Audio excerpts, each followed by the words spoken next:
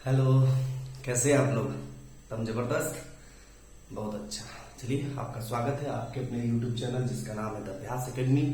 तो हम लोग रिएक्शन इंटरमीडिएट पढ़ रहे थे, उसको कंटिन्यू करते हुए आज एक नया इंटरमीडिएट पढ़ेंगे जिसका नाम है कार्बोकेटायन। कार्बोकेटायन नाम से समझ में आ रहा है ना कुछ भैया कि कार्बन है, उस पे क्या है? Positive charge. कार्बन पे क्या होगा? Positive charge. केटायन है तो कार्बन पे होगा पॉजिटिव चार्ज।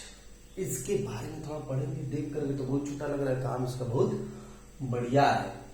हाँ, तो देखिए अगर कार्बोकेटायन की बात करें, जैसे मान लीजिए यहाँ पर है तो कोई एक ऐसा मान लीजिए वाई है और इलेक्ट्रोनेगेटिव, मोर इलेक्ट्रोनेगेटिव, क्या हो? More electronegative.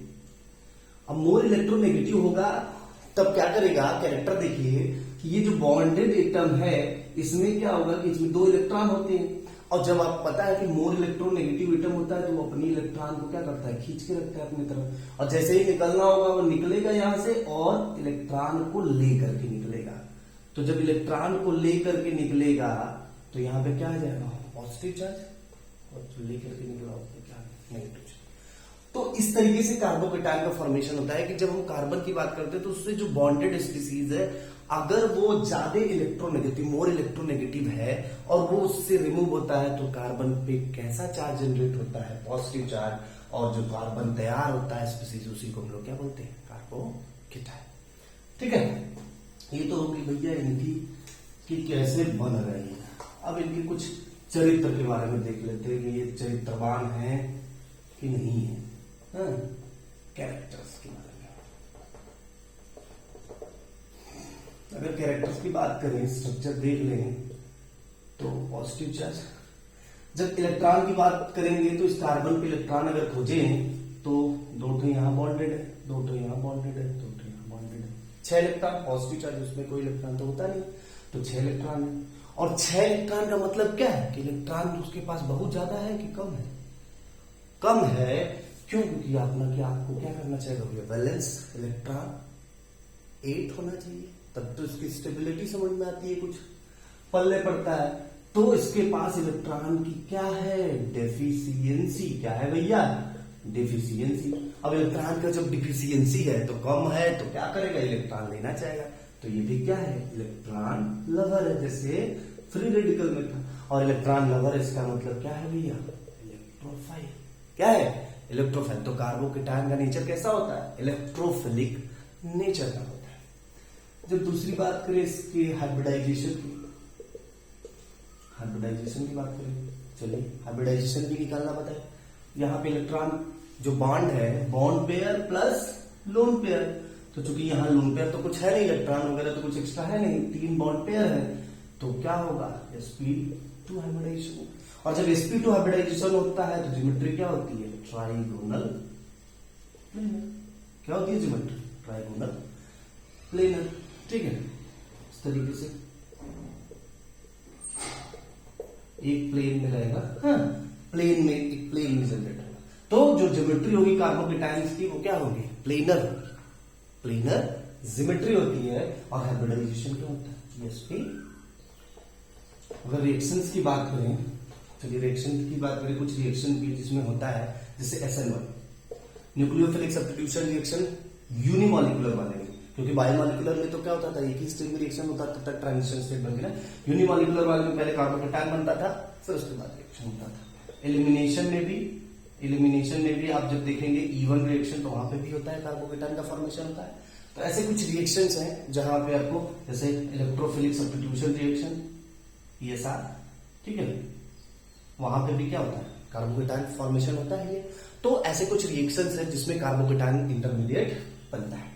ठीक है, तो ये कैरेक्टरिस्टिक की बात हो गई। जो अब इंपॉर्टेंट सबसे है स्टेबिलिटी की, कि किस कंडीशन में कब क्या उससे जुड़ेगा निकलेगा तो स्टेबिलिटी पे प्रभाव पड़ेगा, उसके बारे में देखते हैं, जिससे रिलेटेड क्वेश्चन होते हैं और उससे रिलेटेड कुछ क्वेश्चन हम लोग आज सॉल्व करेंगे। चलिए देखिए भैया, कार्बोकेटायन अगर स्टेबिलिटी की बात करें तो प्रभाव करने वाले कारक मेनली क्या है? रेजोनेंस, जैसे वहां पे देख रहे थे लोग, रेजोनेंस है, या मेसोमेरिक की बात कर ली है, और क्या है, हाइपरकंजुगेशन है, और क्या है, इंडक्टिव इफेक्ट है। और आपको ये सब के बारे में बहुत अच्छे से पता है कि रेजोनेंस सबसे ज्यादा प्रभावित, जैसे पिछले वीडियो में हम लोग चर्चा करते थे कि रेजोनेंस सबसे ज्यादा प्रभावित करता है, उसके बाद हाइपरकंजुगेशन और उससे एरोमेटिक भी होता है। हाँ, एरोमेटिक भी होता है, ये एरोमेटिक भी सबसे ज्यादा, एरोमेटिक के सिस्टम से डायरेक्ट जुड़ा हुआ है कार्बोटाइम, तो वो करता है क्योंकि वहां पे तो क्या होता है, स्टेबल स्पीसीज है, वो भी रेजोनेंस एरोमेटिक होता है। ठीक है, तब हम बात करते हैं रेजोनेंस, हाइपरकंजुगेशन और इंडक्टिव इफेक्ट का, कि सबसे ज्यादा प्रभावित रेजोनेंस करेगा, उसके बाद हाइपरकंजुगेशन और इंडक्टिव इफेक्ट। लेकिन आपको हैलोजन वाला कंडीशन पता होगा कि वहां पे चांस तो होता है, सीएल के पास क्या होता है, जैसे सीएल है वहां पे लोन पेयर होता है, ठीक है, वो अपना इलेक्ट्रॉन देना चाहता है प्लस एन शो करके, पर वहां पे क्या है, सीएल की इलेक्ट्रॉन नेगेटिविटी इतनी ज्यादा होती है कि वो प्लस एम के ऊपर माइनस आई डोमिनेट कर जाता है। केवल और केवल हैलोजन एक ऐसा केस है जहां पे मेसोमेरिक के ऊपर इंडक्टिव इफेक्ट क्या करता है, डोमिनेट कर जाता है। तो यहां हम लोग बात करते हैं कि अब क्या क्या स्टेबिलिटी का चक्कर। तो कुछ एग्जांपल देख लेते हैं, जैसे 3 degree, 2 degree, 1 degree tertiary carbocation बना लेते हैं, CH3 CH3 CH3।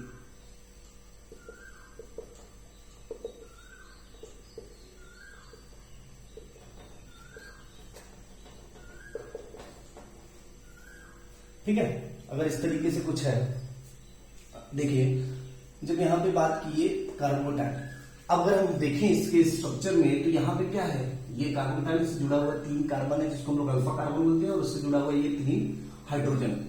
तो यहाँ पे टोटल कितने हैं, 9 अल्फा हाइड्रोजन है। और आपको पता है कि जितने ज्यादा अल्फा हाइड्रोजन, मतलब जितनी ज्यादा अल्फा हाइड्रोजन होती है उतनी ज्यादा क्या बनता है, hyper conjugative structure. Alpha hydrogen है तो हाइपर कंजुगेटिव स्ट्रक्चर बनेगा, उतनी ज्यादा बनेगी। तो यहाँ 9 अल्फा हाइड्रोजन है तो 9 हाइपर कंजुगेटिव स्ट्रक्चर बनेगा, 9। यहाँ पे क्या है, 3 और 3 6 है। यहाँ पे कितने हैं, 3 है, और यहाँ पे 0। तो स्टेबिलिटी समझ में आएगी, जहां जितना ज्यादा हाइपर कंजुगेटिव स्ट्रक्चर, भैया ये क्या करेगा, इलेक्ट्रॉन डोनेट करता है ना, H+H+ उठ के प्लस आई। देखिए ये भी सिस्टम से करे, और ये प्लस वाला सिस्टम, इसको इलेक्ट्रॉन की जरूरत है, जहां इलेक्ट्रॉन ज्यादा मिलेगा उसकी तरफ स्टेबिलिटी क्या हो जाएगी, इंक्रीज कर जाएगी। तो जब यहां की बात करते हैं तो 3 डिग्री सबसे ज्यादा, 2 डिग्री, फिर 1 डिग्री, फिर मिथाइल कार्बोकेटायन। ठीक है, ये स्टेबिलिटी का ऑर्डर हो गया इसमें। चलिए कुछ और देखें,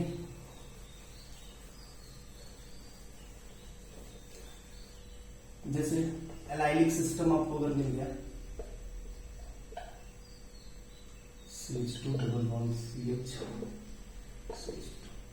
ये एलाइलिक कार्बोकेटायन की बात कर ली, CH3 CH2 प्लस, ये हो गया CH2 प्लस। ये 3 सिस्टम आपको दे दिया, ठीक है। और पूछ दिया कि सबसे ज्यादा स्टेबल कौन सा होगा। भैया यहाँ पे कौन कौन सा इफेक्ट पहले काम करे, तुरंत देखिए कहाँ क्या क्या इफेक्ट काम कर रहा है। यहाँ की बात करेंगे तो रेजोनेंस कर ही रहा है, ठीक है। यहाँ पर रेजोनेंस साथ साथ में थोड़ा बहुत भैया ये प्लस आई भी करेगा, इंडक्टिव भी करेगा, रेजोनेंस कर रहा है, ये ध्यान रखना। यहाँ पे क्या है, केवल हाइपर कंजुगेशन कर रहा है, प्लस आई कर रहा है, इंडक्टिव इफेक्ट कर रहा है। यहाँ पे क्या है, यहाँ पे भी रेजोनेंस कर रहा है, सबसे बड़ा देखिए इंपॉर्टेंट। अब कहेंगे कि ये तो सबसे कम हो गया, पहले तो रेजोनेंस है नहीं है यहाँ पे, तो सबसे कम स्टेबिलिटी इसकी होगी, लेकिन यहाँ दोनों जगह रेजोनेंस है। अब जितना ज्यादा resonating structure, more resonating structure more stable. Carbocation के केस में, कार्बोकेटायन के केस में जितना ज्यादा रेजोनेटिंग स्ट्रक्चर, यहां पर ये देखेंगे, ठीक है,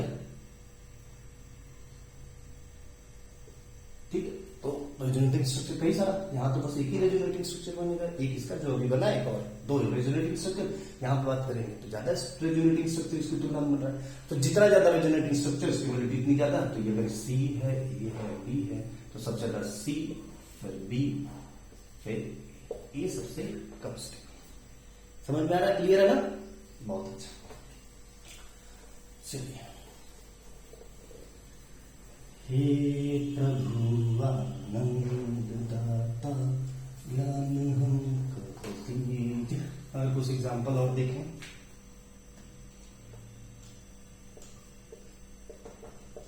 CH2 प्लस भैया, CH2 NO2 NO2 लगा दिए एक जगह, प्लस प्लस लगाना है, इसको नहीं भूलना है, CH2 और यहां लगा दिए क्या,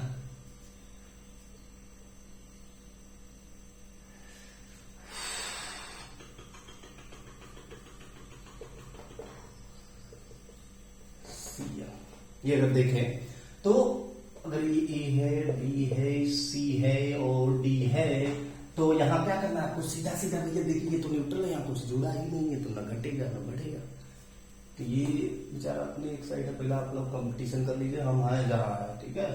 तो यहां पे पहले देखें अगर हम लोग NO2 जुड़ा, NO2 भैया रेजोनेंस मेसोमेरिक, अपनी तरफ इलेक्ट्रॉन खींचेगा, माइनस आई भी करेगा, क्योंकि कार्बन और नाइट्रोजन की इलेक्ट्रॉनिविटी का नाइट्रोजन की ज्यादा नाइट्रोजन की इलेक्ट्रॉनिविटी, इलेक्ट्रॉन अपनी तरफ खींचेगा। भैया ये है क्या, कमजोर आदमी, खुद ही इलेक्ट्रॉन इसके पास कम है, उनके ऊपर खींच भी रहा है, तो ये क्या करेगा, सबसे ज्यादा डिस्टेबलाइज करेगा। आगे भी देख लेते हैं, अगर Cl की बात करें, अभी चर्चा की है क्या कि इलेक्ट्रॉन भैया देना तो चाहता है, प्लस एम शो करना चाहता है, पर माइनस आई इफेक्ट यहाँ पे डोमिनेट करता है। माइनस आई इफेक्ट डोमिनेट करेगा तो इलेक्ट्रॉन खींचेगा, तो इलेक्ट्रॉन खींचा तो ये भी क्या करेगा, डिस्टेबलाइज करेगा। यहाँ पे क्या है, ये प्लस एम शो करता है, तो ये स्टेबलाइज करेगा, ठीक है, इलेक्ट्रॉन देता है, ठीक है, इलेक्ट्रॉन देता है तो स्टेबलाइज करेगा। तो जब आप कंडीशन देखें तो सारा सबसे 10 स्टेबल है, फिर ये तो भैया अपने जगह पे है, हाँ। फिर उसके बाद चूंकि यहाँ पे देखिए रेजोनेंस भी है, साथ में माइनस आई है, और यहाँ पे केवल माइनस आई है, तो ये इसकी तुलना में थोड़ा ज्यादा स्टेबल होगा, तो ये होगा, और सबसे कम कौन होगा, डी सबसे लेस स्टेबल होगा, ठीक है ना, समझ में आया, बहुत अच्छा।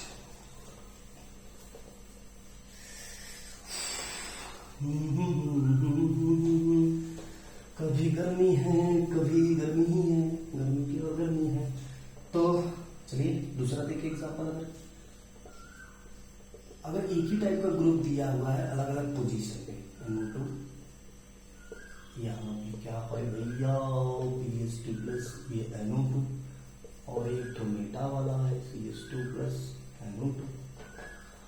एक बात अगर आपको पता है तो बहुत अच्छा, नहीं तो दिमाग में रख लीजिए कि मेसोमेरिक इफेक्ट या रेजोनेंस जिसको कह रहे हैं हम लोग, मेसोमेरिक इफेक्ट भैया मेटा पर काम नहीं करता है, मेटा पर नहीं इफेक्ट करेगा मेसोमेरिक।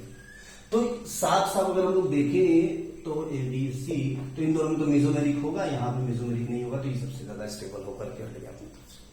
अब दूसरी चीज हम लोग यहाँ देखनी है, इन दोनों की तुलना की भैया ये दोनों में क्या होगा, तो मेसोमेरिक की बात करें तो दोनों में तो बराबर है, क्योंकि उस पर डिस्टेंस का कोई प्रभाव नहीं पड़ता, लेकिन माइनस आई इफेक्ट जो यहाँ शो कर रहा है उसमें डिस्टेंस का प्रभाव पड़ता है। आपको पता है कि इंडक्टिव इफेक्ट में जितना ज्यादा डिस्टेंस रहेगा इंडक्टिव इफेक्ट कम होता है भैया, तो यहाँ पे डिस्टेंस ज्यादा है तो यहाँ इंडक्टिव इफेक्ट कम होगा, तो स्टेबल थोड़ी सी इसकी तुलना में ज्यादा स्टेबल होगा। तो सबसे ज्यादा भैया स्टेबल क्या है, C, फिर B, फिर A, सबसे ज्यादा स्टेबल C, ठीक है। तो मेटा वाला सबसे ज्यादा स्टेबल। अगर क्या और एग्जाम्पल की बात करें,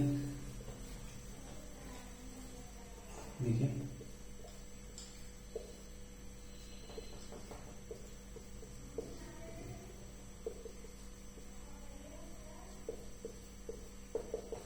अगर इस तरीके से क्रिएशन है, देखिए कुछ नहीं करना, यहां भैया क्या है 3 डिग्री 2 डिग्री 2 डिग्री, यहां रेजोनेंस है साथ में 3 डिग्री है, रेजोनेंस है साथ में 2 डिग्री है, यहाँ 2 डिग्री केवल है, रेजोनेंस नहीं है, तो ये तो पहले ही निकल लिए साइड में होगा, सबसे कम स्टेबल हो गया।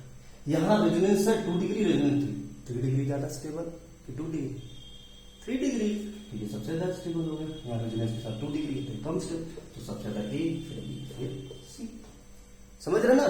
तो इस तरीके से आपको अगर कंडीशन याद रहेंगे माइंड में तो कोई समस्या नहीं आने वाली है। रेजोनेंस का आपको प्रभाव देखना है, हाइपरकंजम्पशन का देखना है, और इंडक्टिव ये याद रख रहे हैं कि हैलोजन के केस में भैया मेसोमेरिक तो शो करने चाहता है क्योंकि इलेक्ट्रॉन है उसके पास, लेकिन वो नहीं कर पाता है, किसी प्रकार का दबाव है उसके ऊपर, तो माइनस आई इफेक्ट वहां पे क्या हो जाता है, डोमिनेट कर जाता है। ठीक है, तो आज के लिए इतना ही रखते हैं, नेक्स्ट वीडियो लाते हैं नेक्स्ट इंपॉर्टेंट टॉपिक के साथ। तब तक आपको क्या करना है, खुद दबा के पढ़ाई करनी है और साथ में थोड़ा चैनल को सब्सक्राइब करिए, अगर नहीं किए तो, नहीं तो शेयर करिए ताकि दूसरों के पास पहुंचे, और वीडियो को लाइक करिए और वीडियो पूरा देखिए। और हम तब तक लगे हुए हैं आपके लिए, और अभी के लिए इतना ही। धन्यवाद, थैंक यू सो मच।